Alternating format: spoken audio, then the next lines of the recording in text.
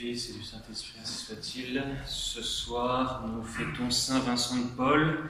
Alors, ce n'est pas parce que c'est un saint français que je vais parler de lui ce soir, mais bien que ce soit une raison largement suffisante, il faut le reconnaître, mais c'est parce que Saint Vincent de Paul a une vie vraiment extraordinaire,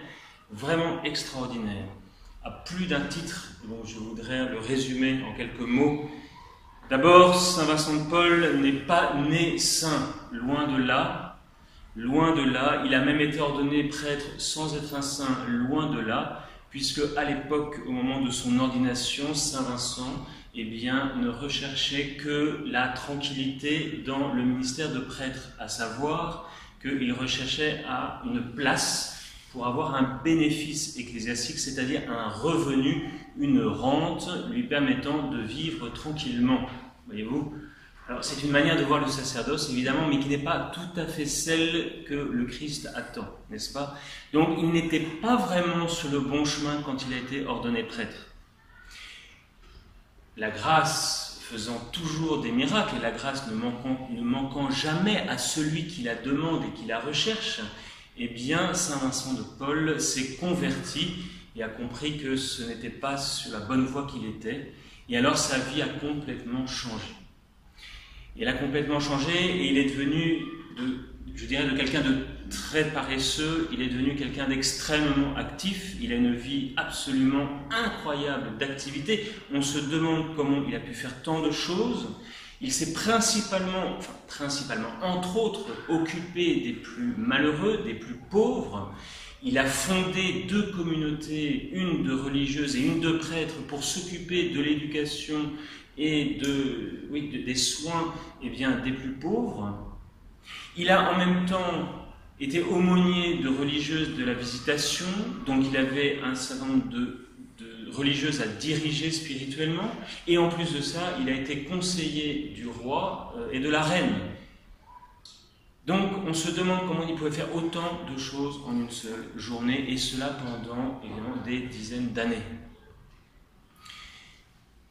Voyez-vous, quand Dieu confie une mission, il en donne aussi les moyens à celui qui doit la remplir. C'est ça qu'il faut comprendre, et il faut voir aussi dans Saint Vincent de Paul une immense générosité, un immense souci des âmes, quelles qu'elles soient, aussi hautes, on pourrait dire, dans la haute société que dans la basse société, s'occupant à la fois du roi et de la reine et de la cour du roi, et en même temps s'occupant des gens les plus pauvres, et les tout derniers et les délaissés de ce monde.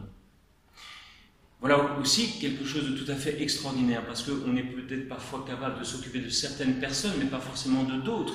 Et quand il y a de telles différences, on peut se demander aussi comment est-ce que Saint Vincent de Paul pouvait être à la fois le conseiller du roi et à la fois s'occuper des malades et des pauvres. Donc, une grande variété, une grande diversité dans son ministère, une conversion totale,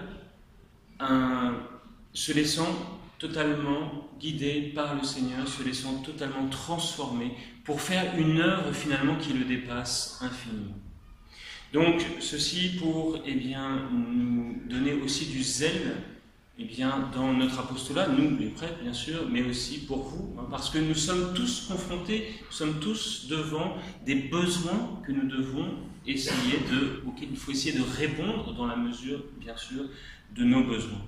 Alors profitons de cette fête de Saint Vincent de Paul pour lui demander les grâces dont nous avons besoin. C'est pour ça que nous avons les saints, ils sont des intercesseurs, on passe par eux pour obtenir des grâces de Dieu. Nous demandons la sainteté des prêtres, évidemment, mais aussi qu'il y ait des gens pour s'occuper des pauvres, des délaissés, et Dieu sait s'il y en a encore aujourd'hui. Demandons cette grâce à Saint Vincent de Paul, au nom du Père et du Fils et du Saint-Esprit, ainsi soit.